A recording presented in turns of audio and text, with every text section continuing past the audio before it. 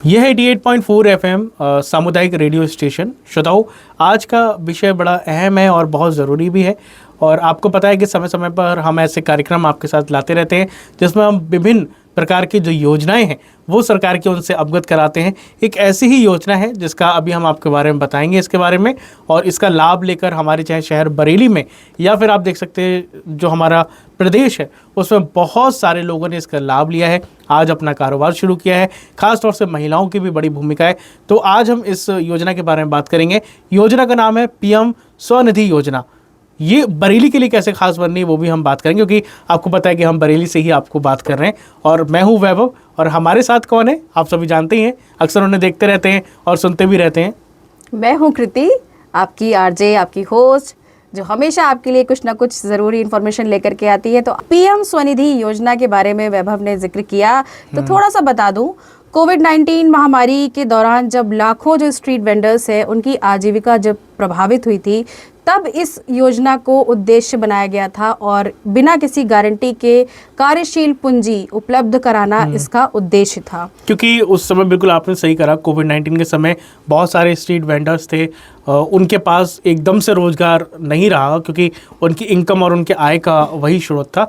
या घर में हमारी बहुत सी महिलाएं हैं जैसे टेलरिंग का काम करते हैं, अचार का काम कर रहे थे, तो उनके लिए एक पूंजी सरकार दे सके ताकि वो फिर से स्टार्ट कर सकें।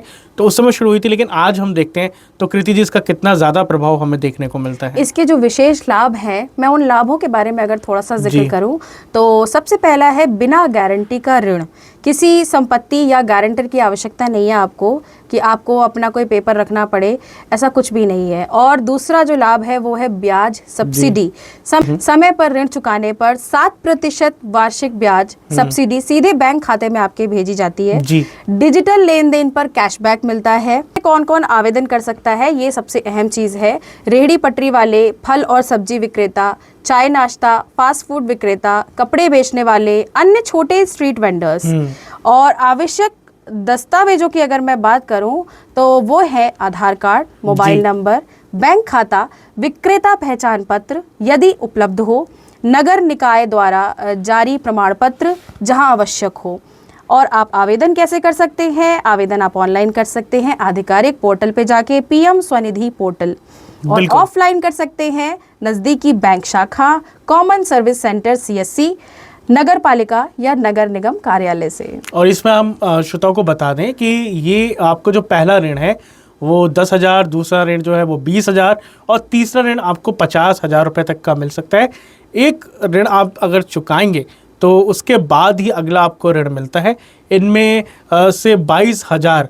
तो श्रोताओ, ये जो हमारी ये जो योजना है वो कैसे मतलब प्रभावी बन रही है और ख़ास तौर से महिलाओं के लिए कितना फ़ायदेमंद हो रही है, तो वो हम आपको बताए थे।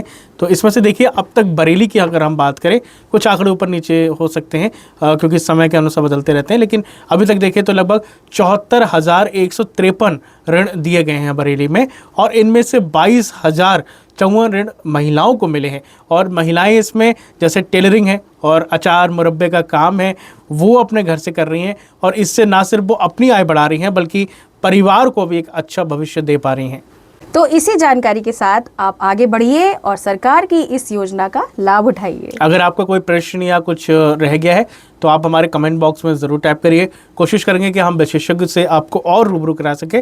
और अगर आप चाहते हैं, या आप महिला है या पुरुष है, आप चाहते हैं कि कुछ काम कर सकें और आपको मदद चाहिए, तो बिल्कुल इसको लेकर, जैसे कि अभी कृति जी ने बताया क्या प्रक्रिया है, क्या डॉक्यूमेंट लगते हैं, वो आपको बता दिए। बाकी ऐसी जानकारी के लिए कृति जी हम श्रोताओं से कहेंगे कि हमें सब्सक्राइब कर लें, क्योंकि हम लगातार उनके लिए ऐसी जो चीज़ें लाते रहते हैं। और अगर आप ये वीडियो यूट्यूब पे देख रहे हैं तो सब्सक्राइब कर लीजिए, फेसबुक पे देख रहे हैं तो फॉलो कर लीजिए, इंस्टाग्राम पर देख रहे हैं तो रीशेयर कर दीजिए।